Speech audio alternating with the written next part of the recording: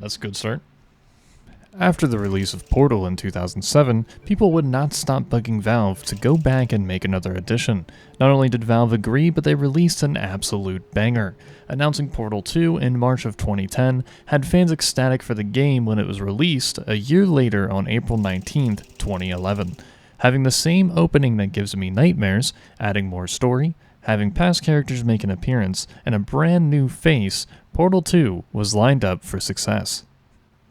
Before we enter the world of Portal 2, it would mean a lot if you would subscribe and press the like button. After beating GLaDOS in the original game and being dragged back into the facility of Aperture Science, it seems our main protagonist, Chell, has been asleep for 50 days in a place called the Relaxation Center. After going through the basic steps of the controls as an exercise, we get to stare at this painting and head back to sleep. Of course, wait, where am I? Thankfully, we've upgraded from a pod bed to queen-size bed, which is impressive to me. I've been sleeping in a twin-sized, extra-long bed for the past 6 years of my life. It's a poor life, but it's a comfy life. Taking a second to admire the outline that we've left after sleeping a normal amount of hours for people with depression, we open the door and are greeted by a robot who goes by Wheatley. While being grateful he's not as annoying as Claptrap from Borderlands, I remember this game has 8.5 hours of story, and I'll be dealing with him for quite some time. So I wipe my tears away with my shirt that has a faint smell of Wendy's and continue on as if nothing happened. Wheatley keeps rambling on like a crackhead who has ADHD, but the main point is this. Wheatley was put in charge of the humans, and now since he found out most of them are dead, he's surprised to find us and asks for help to escape the facility. Continuing on through his ramblings, we find out Wheatley is basically a castaway, and that's why he wants to leave. He feels like he doesn't belong. So now that we have something in common, I get attached very quickly, like every romantic relationship I've had in the past 2 years, and help him on his journey to escape. After carefully docking our room in the relaxation center, Wheatley has asked us to go grab a certain gun, one that, and I quote, makes holes. Oh hey, this looks familiar to when I made that video of 100%ing the original Portal. Huh. As we go through the main test chambers at the start, we can tell the area has gotten quite messy. We continue on and meet Wheatley a few chambers later and find the podium for where the old portal gun was. However, it's missing. Do you want to go and have a quick look? Having PTSD of calling my mom because I can't find the milk in the fridge, and hearing her footsteps slowly getting closer, I take a look at the We continue on, finding murals of our character Chell killing GLaDOS with the portal gun on the floor. Who took the time to make these? That's a video in itself that I'm not going to explain, but short answer, Ratman. We keep going through the old chambers that are only slightly overrun by nature, and I died. We continue on and meet Wheatley at this point. He disconnects from his management rail, which I assume is a euphemism for moving out of your parents' house, and I try to catch him. I do not. I'm not dead! I'm not dead! Wheatley opens a secret door, and we continue going through the back portion of the facility. Ignore this turret, like closing the door in the face of a Jehovah's Witness member, and continue on as if nothing happened. Not much longer after, we get to the old room of GLaDOS. Luckily, we killed her before, like the strong independent we are. Luckily, we killed her before, like the strong independent woman we are, and try to find our way out of the facility. Oh perfect, the breaker room. Hopefully we don't flip all the switches and wake up GLaDOS. Oh, it's you. Needless to say, GLaDOS has been reanimated from the dead. Whoops, and is not happy with us. So she does what she does best and throws us into more testing chambers. Grab the dual portal device and keep moving forward as GLaDOS fixes up the facility and testing more and more. Oh, I guess an important detail I should mention is Wheatley is dead. But I think we can put our differences behind us. A few chambers later, the grieving becomes so unbearable I start seeing and hearing things that sound like Wheatley. Hey, it's me! I'm okay! Too bad he's gone. Well, I'm back. GLaDOS does not take us killing her very well and continues to make multiple jokes to us, which don't hurt us at all. Good news. I figured out what to do with all the money I saved recycling your one room full of air. When you die, I'm going to laminate your skeleton and pose you in the lobby. That way future generations can learn from you how not to have your unfortunate bone structure. After crying multiple times due to the crushing weight of existing around GLaDOS, she makes everything better by telling us she has a surprise for us. I am easily manipulated, so I take this moment and run with it. Initiating surprise in 3, 2, 1. I made it all up. I should not have run with it. No worries though, there is nothing else she could possibly say that could hit close to home. The birth parents you are trying to reach do not love you. Please hang up. I was wrong. In Portal 2, they do add some new mechanics, which I enjoy quite a lot. These light bridges are quite neat and add a new atmosphere to the game. They are very bright and hard to miss, and quite easy to walk on. Or so I thought. After hearing an angelic voice telling me to hang on for 5 more chambers, we continue being berated by GLaDOS for quite some time, and suddenly, a miracle has happened. Wheatley is alive. Something I love about this game is that it just never gives an explanation to Wheatley still living, even though he was crushed and can't move without any help. So I guess all I can assume is that Jerry, the nanobot that is repairing Wheatley, helped him out or found him almost dead. I have no clue. Anywho's, we keep moving forward, but joke's on GLaDOS, because Wheatley's back, baby! Wheatley opens this secret little door so we can continue on through the back portion of the facility once again. This doesn't become a common theme. We have a little bit of a chase sequence where you can actually get an achievement here for listening to GLaDOS and going into this room with a heart, but I need the cardio and I keep running past it. Eventually, we manage to escape by getting into this lift, successfully avoiding GLaDOS. While we were running away from GLaDOS, Wheatley did manage to let us know that his ultimate plan was to cut off GLaDOS' supply of turrets and neurotoxins, then confront her after that was said and done. Another achievement here to save this turret that will repeat the lines of Caroline. We'll learn more about her later, don't worry. Don't make lemonade. At this point, we get to the supply of turrets, where the defect ones are thrown away. Grabbing one for the future so I don't have to do cardio later, and continue on to the main room. Wheatley hacks his way into the room where the template is. Amazing. Enter this room, put yourself in the scanner for an achievement, then put the defect turret in, effectively ruining GLaDOS' supply of good turrets. Continuing on, cut off her supply of neurotoxins and watch the implosion because in case of implosion, look directly at implosion. As someone that has used Blender before, this is extremely impressive. Something you'll never hear from the opposite gender. Now because the neurotoxins are down, we'll get sucked into this tube which takes us right to GLaDOS. Oh, how convenient! A door that leads to an emergency shutdown and cake dispensary. Oh. I honestly, truly didn't think... GLaDOS has planted a very well thought out plan that definitely wasn't easy to avoid and has captured us once again.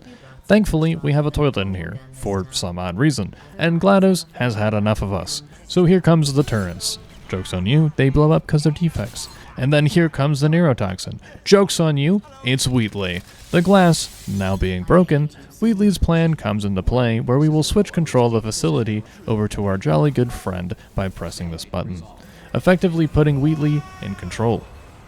Everything is finally turning out in our favor.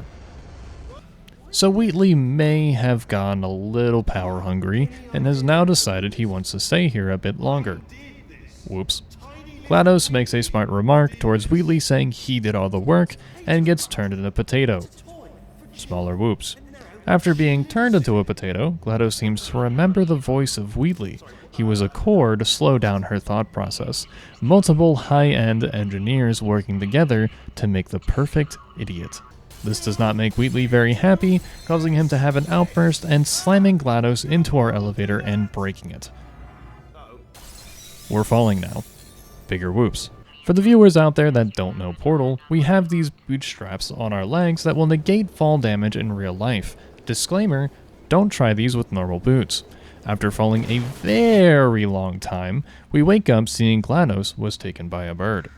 I'm sorry, but out of everything in this game, you mean to tell me that a potato has fallen 4 kilometers, or 2.5 miles for my American friends, landed on this very small platform, and is totally unharmed? This is almost as bad as the scene in Princess Bride where they hop into the castle and magically appear on their horses. Everything down here seems to be very abandoned, but the lights still work, so thank you for whoever has been replacing those. Upon reaching a small area with a sign of Aperture Science, we hear a voice playing through the speakers. A lot of this is mostly backstory that will take a while to explain, but let me give you a small rundown. Cave Johnson, the owner of Aperture, bought an abandoned salt mine to work on science projects. After making the infamous portal gun, he continued to do more experiments and needed willing volunteers to try out chambers. Not only testing the portal gun, but doing other odd experiments like this one. Those of you who volunteered to be injected with praying mantis DNA, I've got some good news and some bad news. Bad news is we're postponing those tests indefinitely. Good news is we've got a much better test for you. Fighting an army of mantis men. Pick up a rifle and follow the yellow line. You'll know when the test starts. Not only were these experiments ruthless, but they were freaking awesome. This area introduces some new mechanics to the test chambers, including blue, orange, and white gel, each with their own unique properties.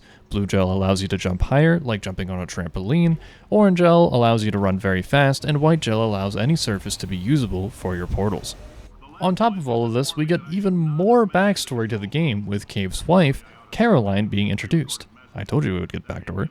I could spend literally hours talking about this area, the new mechanics being amazing, the voice line of Cave Johnson perfectly resembling his character and how it was owned a business in the 1950s and 60s in this world, small little details like everything being older and run down, the pictures of Cave Johnson from a young business owner to an old grumpier one that reminds me of Batman from Batman Beyond, having to manually turn on each gel pumping station to be able to continue your trek through each test chamber, the look of the elevator and anticipation grid, the difference in logos as you see Aperture grow bigger and bigger, the mention of Black Mesa, which is even more lore and connects this whole game to Half-Life, and GLaDOS being a potato. A potato. Your worst enemy from the first game is turned into a potato. It's like the Princess and the Frog, but with potatoes. Or portals. Sorry, with portals. No, seriously, who wouldn't want that though? After making a pretty long trek through this place, we find GLaDOS in a bird's nest and decide to stab her on the end of our portal gun to carry her. While she only has 2.5 volts to actually think, she goes into sleeping mode to think of a plan to defeat Wheatley. When she wakes up, GLaDOS seems to know Caroline and actually ends up saying some of her lines. Johnson, why did I just... Who is that? What the hell is going on here? She has an emotional outburst, causing her to short circuit and goes back into sleep mode. With a little more backstory being added on from these speakers that are playing as you go to the test chambers, we find out Cave Johnson has gotten very sick. While his company has slowly started to lose money, he keeps his persistent attitude and tries to make a more conductive surface for portals. So he buys a bunch of moon rocks, grinds them up, and mixes them with some liquid. Turns out, grinding up the moon rocks has given him cancer, and he was looking for a cure. Just an off-script note, Cave Johnson also made mandatory testing for his employees. That's how bad his business was going under, which I find absolutely insane. His colleagues fear they won't be able to find a cure, but they could theoretically make a robot that would be able to store his brain. Hearing this, he records on this playback that if he dies before the lab guys finish their work, he wants his wife Caroline to be put into the machine and run the facility. So lo and behold, we find out that GLaDOS is actually Caroline. Anywho, while we continue on our way up, we need to get this elevator down to us. Portaling over to the button, we run into a poster talking about paradoxes. GLaDOS comes up with a plan to use this against Wheatley and take back control of the facility. Oh, an important part I forgot to mention, while we were down here and I rambled on about the lore, Wheatley has not been able to run the facility, causing it to slowly be destroyed. But after a long but very fun detour, we finally make it to a familiar looking elevator. This gets us into Chapter 8, The Itch. We immediately run into Wheatley, who has made a mashup of the turrets and the cube. He's been here for a while trying to get them to step on this button, but he needs to take a break. We go in, grab one of these guys, putting them on the button and solving the puzzle. Wheatley comes back and GLaDOS throws the paradox at him. Something we didn't take into account is that he's an idiot. So these don't work on him. With that, Wheatley keeps talking about the need to test and decides we're going to be his next test subject. With these test chambers, there is an achievement for smashing all of the screens that Wheatley is on, and on top of that, these next 10 chambers are basically all the same, so here's a small summary. Wheatley has an itch that he wants to go bye-bye. To make itch go bye-bye, he makes us do some pretty simple chambers. After a while, the itch still isn't going away, and he finds an old supply of chambers that GLaDOS left behind. Solving these also doesn't work, so he tries what Wheatley does best. Smashing. That's what she said! No, like, actually. Solve these test chambers, and Wheatley starts telling us he has a surprise for us. We continue solving test chambers, and whoop, here's a surprise. Taking us over to this platform with spikes surrounding us brings us to the part where he kills us. This is the part where I kill you. But I'm an introvert that has mastered getting out of awkward social situations, so with a sneaky portal we managed to escape. Afterwards, if you turn around and fall in this pit, it gives you an achievement for listening to Wheatley. I did it because I thought it was funny. It wasn't. Big surprise, we get into a chase sequence which involves some banter between Wheatley and GLaDOS. Luckily, with our portal gun and introverted skills, we managed to evade his attacks and get to his chamber. To be completely honest, this boss fight is very fun, but it sticks pretty true to the original boss fight in Portal 1, with some slight differences. That means shoot portals to hit him with bombs, grab a corrupted core to attach to Wheatley until he's corrupted enough to switch places with GLaDOS again. Press the button. I'll give it to him, that was pretty good. Now that the button is pressed, somehow we're still alive and the roof falls apart to see the moon. Are you thinking what I'm thinking?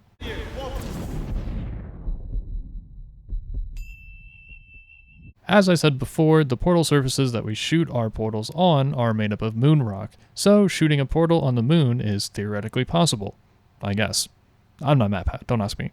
This causes the vacuum of space to suck us into space, and before we fully get pulled into our portal, we grab Wheatley.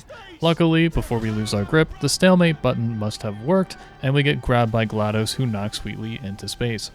I feel like I was saying space quite a lot. Afterwards, we wake up seeing the other surprise Wheatley mentioned, which is the robots that you play as in co-op. GLaDOS talks to you and how Shell is basically impossible to kill, and she's doing more harm than good, so she sends us off. With that, we get my #1 favorite song at the end of a video game. Fun fact, this song is the first song to ever make me cry. Teenage Stretch was sitting in his mom's living room alone for the night and with only his thoughts, and this song, I sobbed. Now, with the credits rolling, this is the end of Portal 2. Let me know in the comments if you would like a summary of the co-op part of this game. I had a ton of fun making this video, and for the future I plan on staying in this era of video games. So up next we'll be playing the BioShock series, starting off with BioShock 1. Thank you for watching, be sure to subscribe and share this with your friend's dog. Have a good one.